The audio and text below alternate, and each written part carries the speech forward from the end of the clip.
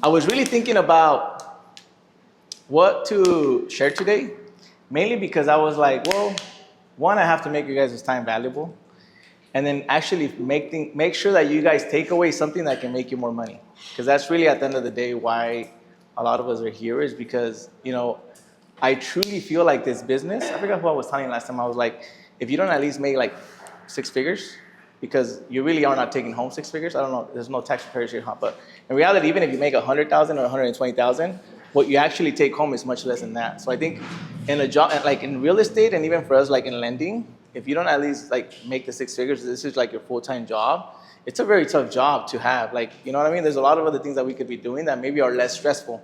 Because I think about it, how many times do you go home and you get a phone call when you're with your loved ones? Like, so to me, I always think about it like this has to be worth it. Meaning like the money has to be worth it for me to be able to do something like this.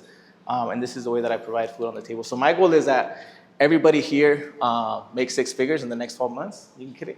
Because there is a statistic that show in 2024, there was only about 19% of agents that earn between 100,000 and 200,000. And if you really think about it, like Saleh has mentioned this to us a lot of the times, which is like to make 100,000 with the amount of construction that's going on here, it's really not that difficult. Like really, it's very actually simple to make $100,000 in real estate. But the reality is that only 19% of agents make it. And I really think that it goes down to clarity and actually a game plan and strategics and knowing what to focus on, which I'll help you guys today. And hopefully this will, kind of put things in the right table for you guys. So this is probably the number one question that a lot of the times, and it'll always change of what we have to ask ourselves, which is like, in your current business, like what's your constraint?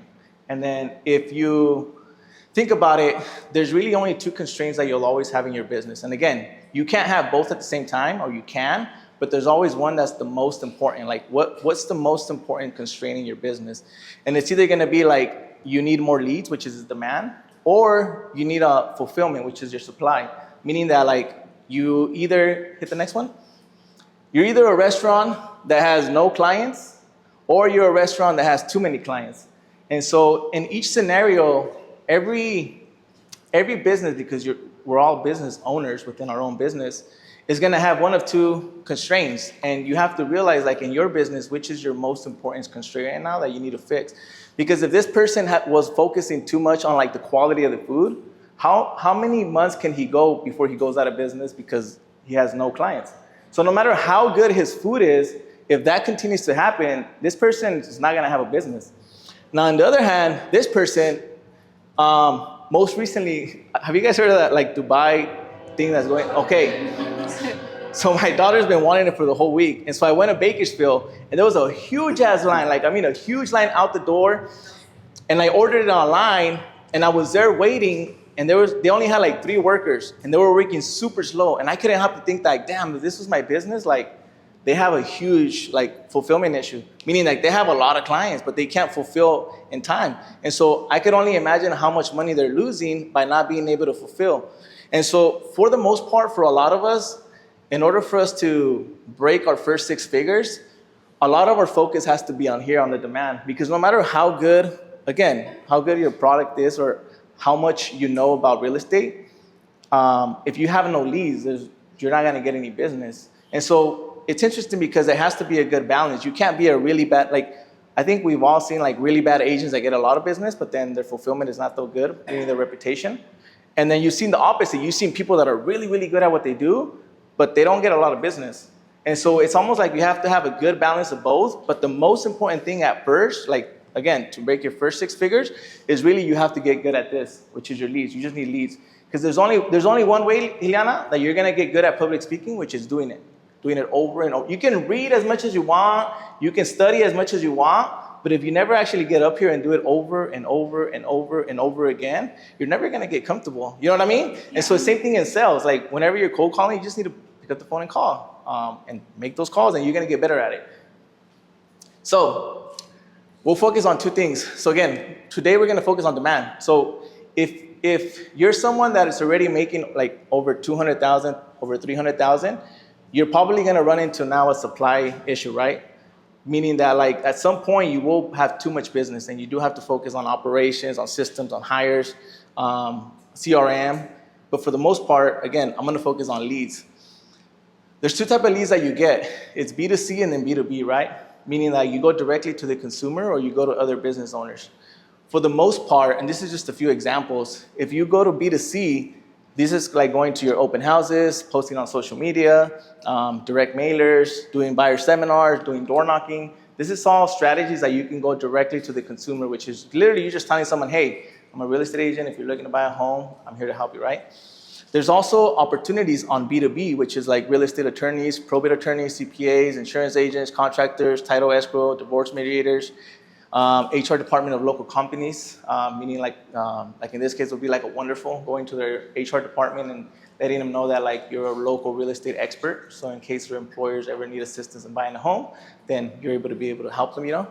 And then you have your investors, which is again the two different type of lead magnets that you can get, B2C and then B2B. Now, one of the things that I think helps a lot is having clarity on who you're targeting and then what days of the week you're targeting each specific client. So for example, I think Clarissa spoke about new construction videos twice a week.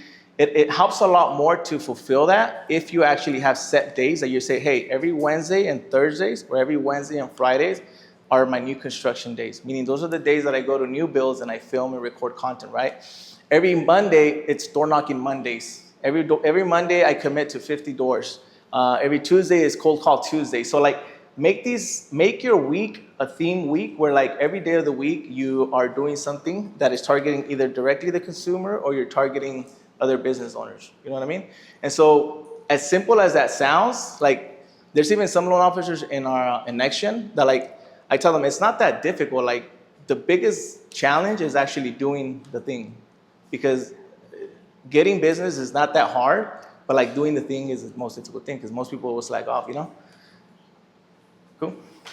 Now, there's something called the rule of 100, and Alex Hermosi, if you guys don't follow him, he talks about this, which is literally it's just about doing something for 100 times. So for example, 100 minutes of posting content, 100 reach outs, which is outbound calls, and 100 handshakes intros. So you'll learn if something's working from doing it for a certain period of time. So for example, if I just started doing open houses and I've only done them for a month, there's not enough data for me to see if it actually works or doesn't work, right? I have to do it for a certain amount of time. And so what happens is that a lot of the times we start something and we don't do it for enough time to look back and look at the data and be like, okay, is this working, one? And if it is, why am I not getting business? I'll give you an example. Let's say I'm a new real estate agent and I start doing open houses and I do it for the next 3 months. And out of those 3 months, I have a list of 120 clients that I've spoken to during my open houses. But to this day, I don't have yet one pre-approved client. That tells me that the open houses work, but there's something in my presentation that is not converting these clients. You know what I mean? So it's not like I'm gonna stop doing open houses. I'm gonna continue doing them, but now I don't need to work on the skill of going to open houses. I need to work on the skills of presentation. Like, how am I meeting these clients? Why am I not converting? But you can't learn that unless you do it for X amount of time, right? So, and then handshakes is just meeting people. I think a lot of our business is relationship building. It's just us meeting like either local business owners, HR department, CPAs, the B2B, just meeting people and shaking hands and saying who you are and what business do you run. So, and then I think my brother talked about avatar. So this is actually really, really important because by being laser focused on your ideal clients' needs and wants, you'll be able to attract a much larger audience that resonates with your avatar. So after a certain amount of time, like it's easier for you to attract a certain avatar. I think Gloria mentioned this too, is like, who do you attract? Each social media platform really does attract a different avatar. But you have to know who you want to watch your video, because the way that the person that you want to watch your video is the way that you're going to speak to somebody, you know what I mean? And so whenever you dial in on who your avatar is, meaning like, is it male between the ages of 25 to 35, Hispanic, or is it the older generation? Because the videos that you do for that person is not going to be the same video that you do for like my dad, right? For a 50-year-old that's on Facebook, Hispanic, doesn't speak English. So you're going to do different videos. So you need to know who's the avatar that you're targeting, because then that's going to allow you to convert them a lot faster, convert a lot more. And then this is something like, so I challenge you guys, if there's anything that you've done, because when I read this was like at the beginning of the year. I don't know how many of you guys think that like the last 3 months, like you've been working really hard, meaning that you can look back and you can say, man, I've been like busting my ass, putting a lot of hours, I've been working really hard. And if you look back at the last 3 months and you tell yourself, I've been working really hard, like putting in long hours, busting my butt, and you don't see your business grows, that means that you're probably working hard at the wrong thing, which means that like in 3 months, you should experience your business growing if you're working on the right thing. The challenge is that sometimes we work really hard at the wrong thing, and that's the reason we don't see our business grow. So you get discouraged, and then what do you do when you get discouraged and you stop working really hard? Because you say like, well, I'm working hard, but like I'm not making money, so like I'm rather not gonna, like the desanimas, you know what I mean? But the challenge is not that you're not supposed to work hard, it's like knowing what to work hard at the right thing. And so that's hopefully my goal because, for example, like Magalis, the client that came in today, they came from a video that you posted of new construction, right? So would you think that her posting that video works because the client just came in and get pre-approved? Yeah.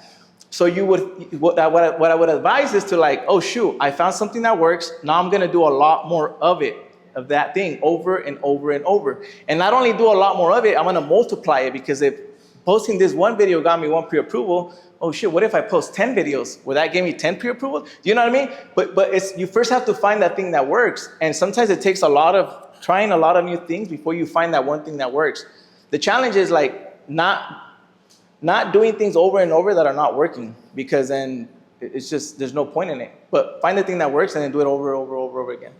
And I wanted to share this with you guys because, so I've actually, I think this is the very first time that I actually shared like anything that comes like income related. Because although, like, don't get me wrong, I'm in this for the money. I'm not in it, like, I love helping people. No. I love helping people, and I like helping people buy a home. I love what I do. But if I wasn't making, like, again, more than 6 figures, I would not do this. Like, it would be a disservice to my loved ones. Like, you don't think I want to be at home at 5 p.m. and I have to pick up my phone and then just spend time with my kids? If I wasn't making like more than 6 figures, I would not be doing this. This is not worth it. Like, I don't think any of us should want to do this if we're not making that. Trust me, especially if you have kids. So I don't think I've ever posted anything that has to, even if you guys look through my social media or anything, I never talk about money. But I want to share this with you guys because what I'm telling you guys is proven. Like, our income goes up and down, right? This is like the year that we're probably going to make the most money, me and my wife. And I know when I focus on the right thing, it makes money. And then when we're distracted or we don't focus on the right things, it won't make us any money. And so I share this because if you guys watch the video, we just opened up an office in Bakersfield. And so 2023 was my year that was like my worst year, like worst year. And I didn't make like no money. I think I made like 130,000. But when you have like that's why like you guys should always support your leader, because there is a lot of expense. Like Talia has, like, if you guys don't notice, there's a lot of expense. So sometimes like even like when we talk about like splits, like small splits, it is nothing compared to like the expenses that come to being like the one that like has everything on your shoulder. Because regardless if deals come or not, these expenses don't stop. You know what I mean? And so you guys should always pray and like support your leader, because they're the ones that took on the responsibility of like, regardless of anything, like, I got this. But I share this because 2023 was our worst year, and this is a proven method. Like, this really works. It's very simple, but it works. And it works for you guys to be able to make, I even think you can make 6 figures in 6 months if you do this.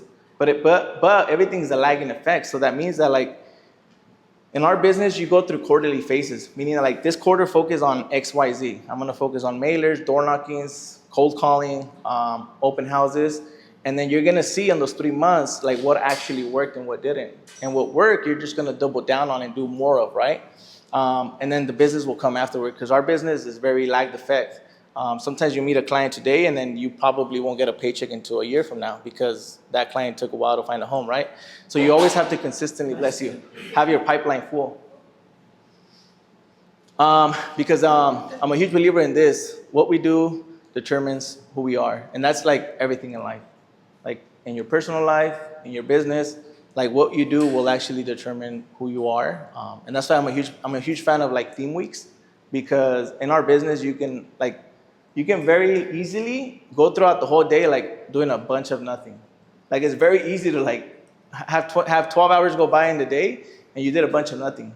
Unless you learn how to track things, meaning like if you have certain daily goals of like every day I'm gonna at least talk to 10 people. Every day I'm at least gonna generate 3 leads. Every day I'm at least gonna call or do 20 outbound calls. Because then now at the end of the day, you have something to go back at and see like, hey, was this a successful week or a successful day or was it not a successful day? Otherwise, if you don't have nothing put in place, like trust me, you can go weeks, even months without like doing a whole bunch of nothing. And especially right now, I think it's more important that we like focus again on the right activities because the holiday season is coming. Like I love Christmas, I love Thanksgiving. I'm a huge like holiday season guy. And so I think if we dial in the next 90 days on our business, we'll be able to have a good, holiday season. I think that's it. Yeah, cool.